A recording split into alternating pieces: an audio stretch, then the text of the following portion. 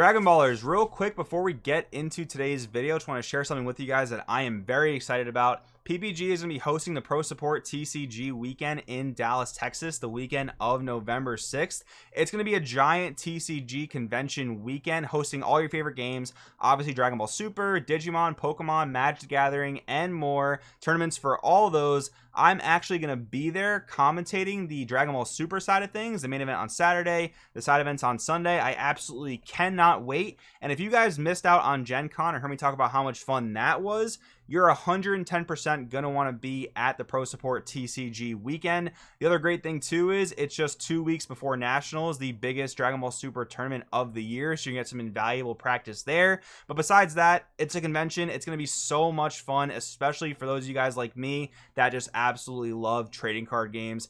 Definitely check it out. The link to sign up will be in the description. I really hope to see you guys there. Now let's get into the video.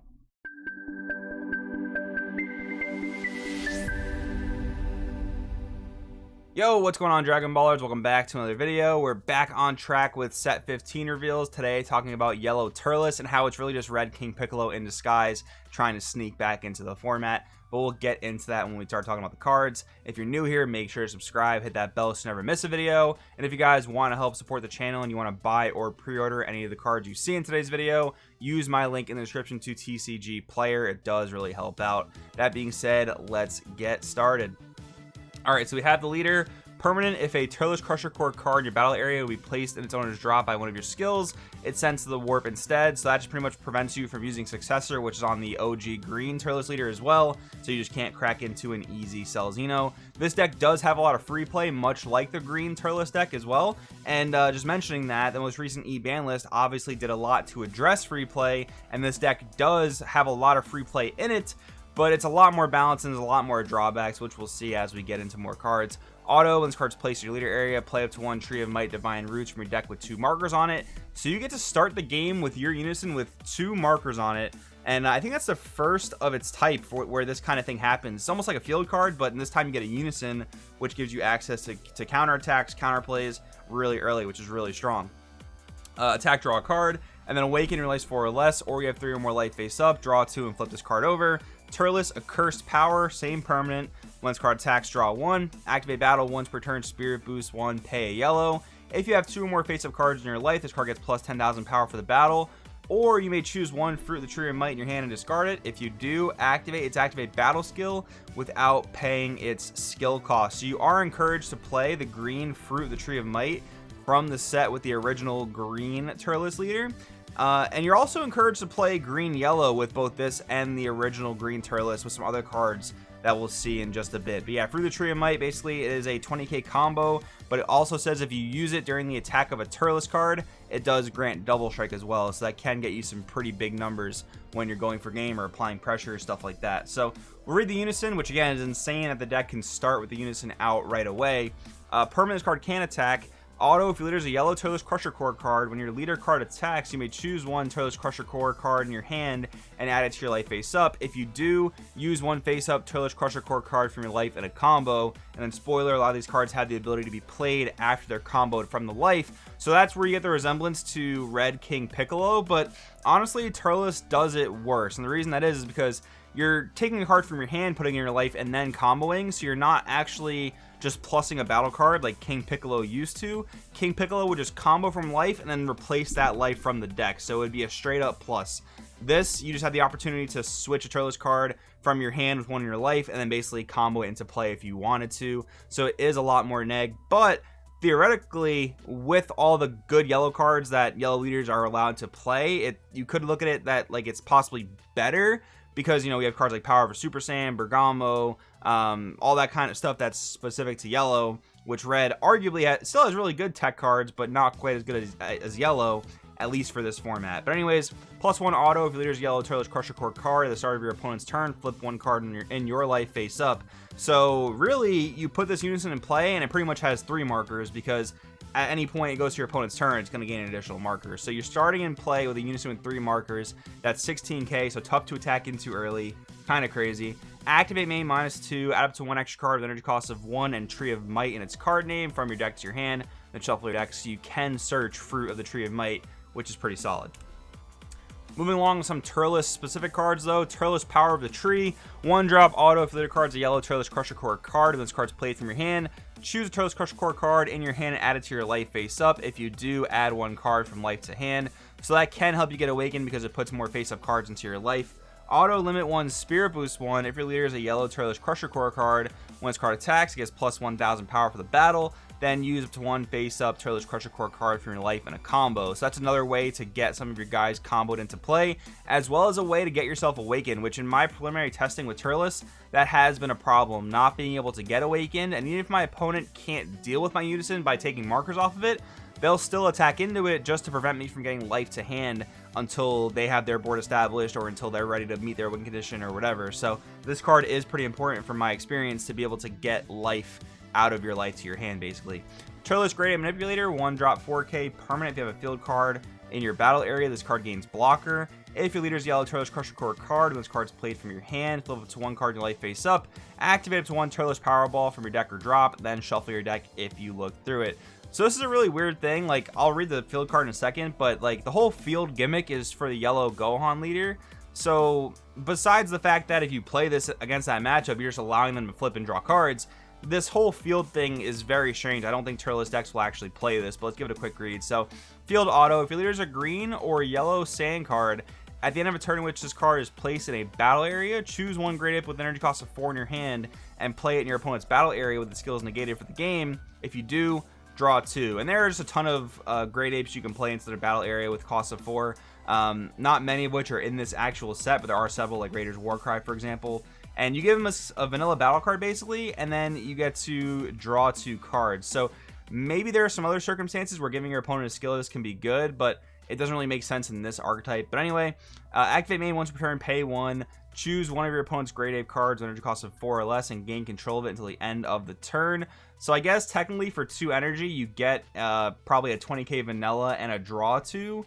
Okay, I guess. Activate battle, place this card in the owner's drop, then choose up to 1 of your cards with Turles and its character name, and it gets plus 6,000 power for the battle. So maybe for this card you are getting a decent amount of value, like 2 energy, draw 2, and get a 20k vanilla, but your opponent will get it back at the end of the turn.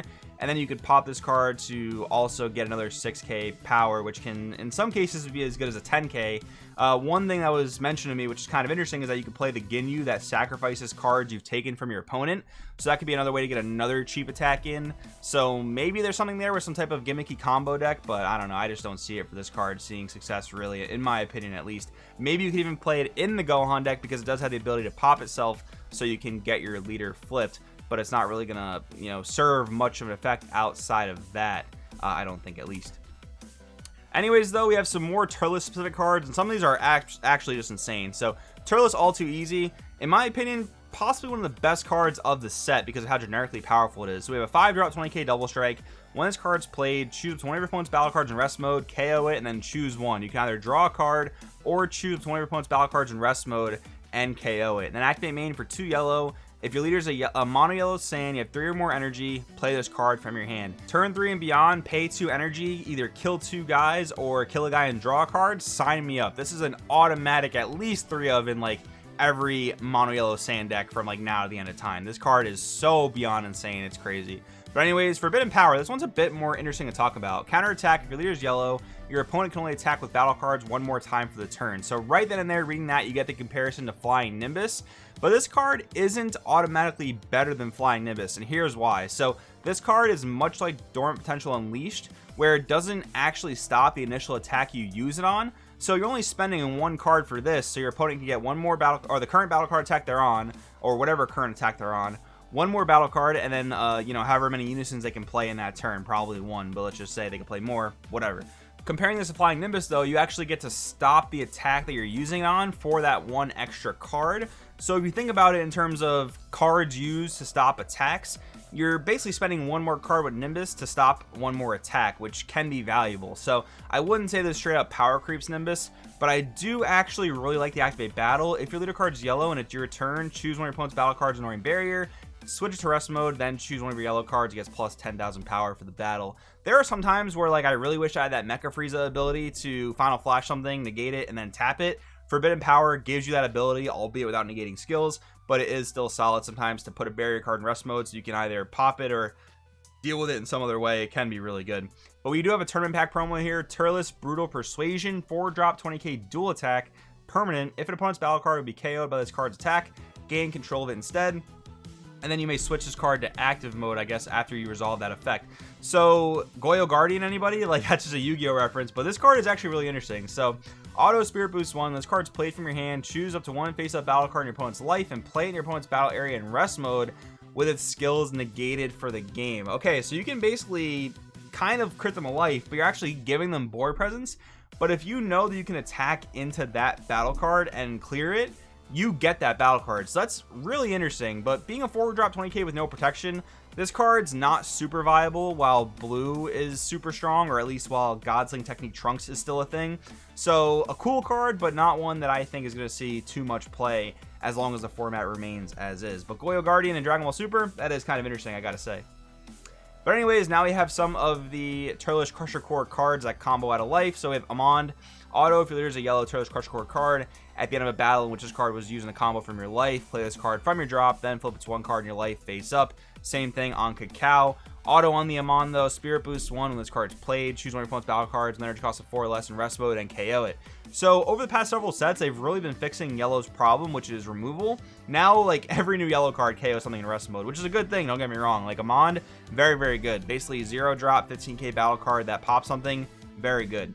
Cacao, his activate main is choose one Tree of Might Divine Roots in your Unison area and place this card under it, and then add a marker to the chosen card. So you get a free 15k attacker, and then you get to put it under your Unison to give it a marker, which can be good. Diaz, Power of the Tree, 2-drop 9k barrier, permanent. This card's in rest mode. Your opponent can't attack Tree of Might Divine Roots. Activate main, limit 1, pay a yellow. If your other card's a Turles Crusher Core card, play this card from your hand, then play up to one Tree of Might Divine Roots from your deck or drop with a marker on it, then shuffle your deck if you look through it. So here's kind of the dynamic with this, right? So you get to start the game with the Unison in play. So theoretically, you don't have to play any more copies of the Unison, and you even have Diaz to recycle it from the drop if it happens to get beat over by your opponent. But you don't have a contingency if your opponent plays Supreme Kai of Time, Space Time, and Raveler. You don't have a way to deal with that unless you have another copy of the Unison in the deck. So can you get away with the one copy of the Unison and then just like rely on Diaz to revive it? But if you play against Supreme Kai, you just get blown out. That's kind of a big problem. So maybe you have to play 2 copies of the Unison just to play around that. That honestly makes this deck kind of frustrating just because of how, popular that SCR is. But just something you might want to know if you're deck building, you might want to include 2 copies of the Unison just so you don't automatically lose to Supreme Kai of Time, Space Time, and Raveler. Anyways, though, a few more combo into plays. So we have Raisin and Lakesai. They both have the ability to be played from the life when comboed. Raisin is a blocker, and he says auto limit 1 when this card's played. Play up to 1 mono yellow Lakesai with energy cost 2 or less from your deck in rest mode. Shuffle your deck, then you can't play copies of this card for the turn. And then Lakesai says limit 1 when this card's played. Add up to 1 card from life to hand, so some added self-awakening, which is good. Then play up to 1 mono yellow Raisin with energy cost 2 or less from your deck. Shuffle your deck, and you can't play copies of this card for the turn. So they both fetch each other out, just like the Raisin Lakesai twins from the green deck. But we also have a green-yellow Raisin Lakesai twin teamwork. So 3-drop 9k energy exhaust counterplay. If your leader is a Turles Crusher Core card, play this card, and the battle card being played is played with skills negated for the turn. So you have a 2 energy Cold Bloodlust. That's actually crazy. That's really good. Permanent if your leader is a Turles Crusher Core card, and there are 3 or more face-up life cards between you and your opponent. Negate this card's energy exhaust skill in all areas. And then permanent if your leader card is a Turles Crusher Core card into your opponent's turn, reduce energy cost of this card in your hand by 1. So a 2-drop Cold Bloodlust for a green-yellow strategy. That's solid. That's really, really good. I do like that a lot. And then we have some green-yellow Turles cards. So let's give them a read. Turles Dominance at hand. 4-drop 16k blocker energy exhaust. A rival green-yellow. When this card's played from your hand, draw 1 card, then choose one. If your leader is green, choose one of your opponent's battle cards and switch to rest mode. If your leader card is yellow, choose one of your opponent's battle cards with energy cost of 4 or less and KO it. Activate main, limit 1 for a green or a yellow. If there are 2 or more Turles Crusher Core cards in play in your battle area, play this card from your hand. So not only can you arrive it, but you can just play it for 1 as long as you have X amount of Turles Crusher Core cards in play, which I think this card's actually really solid. For a super rare, this is a pretty good generic green-yellow arrival. Turles Dark Power Unleashed, 6-drop 25k, energy exhaust, blocker, revenge. 2 over a green Turles with energy cost of 4, which I believe is another one from set 12 this can evolve over. Arrival for a yellow, and then 2 colorless. Auto once per turn. This card KOs an opponent's battle card. Switch this card to active mode, then choose 1 card in opponent's hand and discard it. That random discard is really good.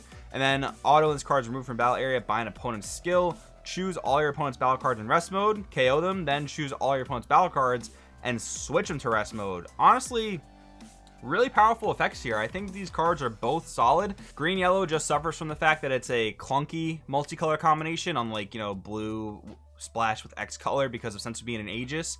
So that is a little bit rough, but 1 energy 5k combos, if I'm not mistaken, the green leader with the Battle of Tree of Might can make these cards 0 combos, so that would actually be really interesting in the green Turles deck, but I'll have to go back and take a look at that. But anyways, guys, I think Turles is interesting. Yes, it does copy King Piccolo pretty hard, but I do think it has some pretty solid cards. I want to know what you guys think in the comments. Thanks for watching, and I'll see you guys next time.